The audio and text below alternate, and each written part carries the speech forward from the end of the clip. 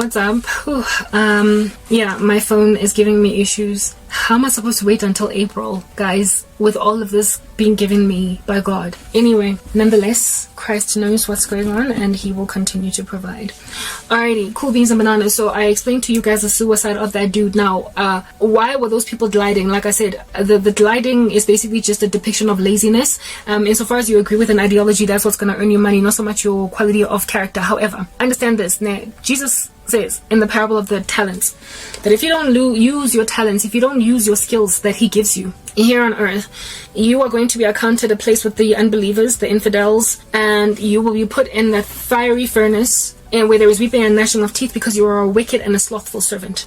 So it is lazy to get a job just because you agree with the global agenda and you're safe, whereas there was somebody else that was better than you. It's lazy to accept it. And many of the people, if not all of the people in this metropolis that were citizens of this metropolis, they had not earned their keep there. They had just merely given things because they just agreed with some satanic agenda, some nefarious agenda, essentially the tantamount of taking the mark of the beast. Okay, these people had not worked for what it is that they wanted, meaning that lots of them probably buried their true talents in the ground or did not feel the need to use them, since it is such a striving to work.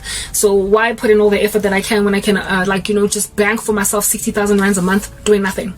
Yeah, lazy executives, lazy CEOs, lazy subordinates, lazy call center agents, just everybody lazy. Like, you got a job in corporate and you're lazy, whereas there's somebody who's working like a dog actually in a better position, or rather more deserving of that position than you, but they can't get the job because they're taboo on social media or something, because they won't agree, because they have got a little bit of a revolutionary personality. They don't get the job. It's lazy to accept jobs like those just because when you are a little bit of a docile servant, a puppet, and some marionette holder in the general scheme of things have only ever gotten worse ever since I lost my job. So I don't know what kinds of compromises people have had to make just to get promotions.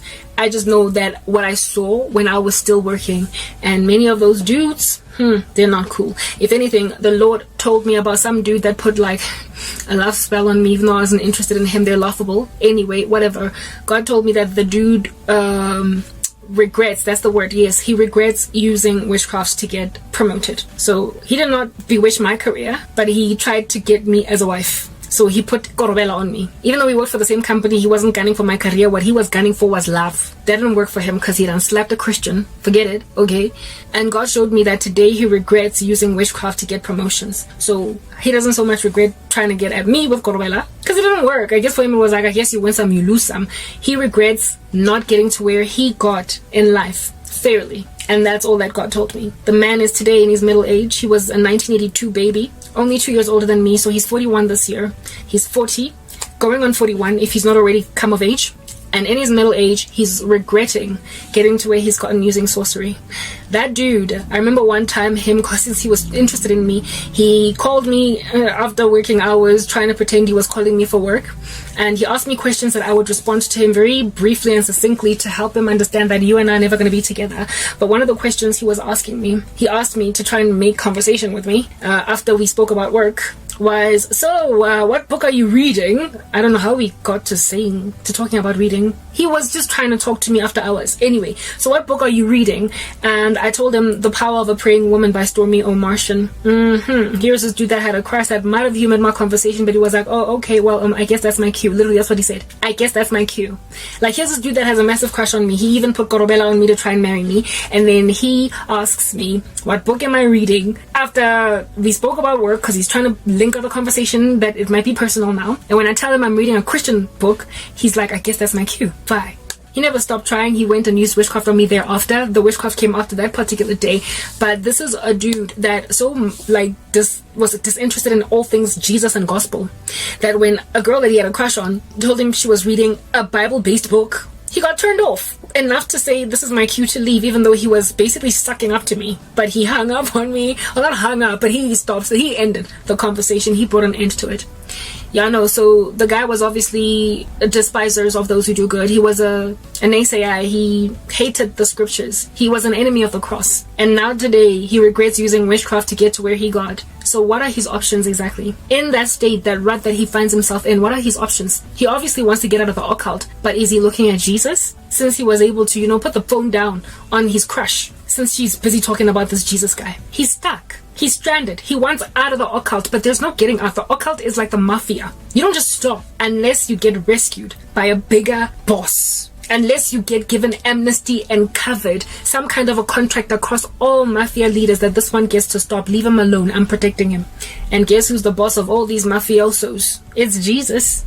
He's the boss of all them demons. He's the boss of all them principalities, rulers, spiritual wickedness in high places. He is the one at the very upper most of these echelons. So no one gets to leave Freemasonry. Nobody gets to leave being a knight of Malta, whatever. Nobody gets to leave witchcraft without Jesus successfully. It's gonna follow you around. You get out of the mafia in a casket, guys. It's that basic. But if one big fat, the biggest honcho, like a Don Falcone of the mafia, unless they give you amnesty and they say, don't follow that guy, let him go and be a Christian, it's fine. Let him go and be a little bit of a non-profit organization, like charity person. Let him do that. Let him go and have 2.5 kids, whatever. He's done his time.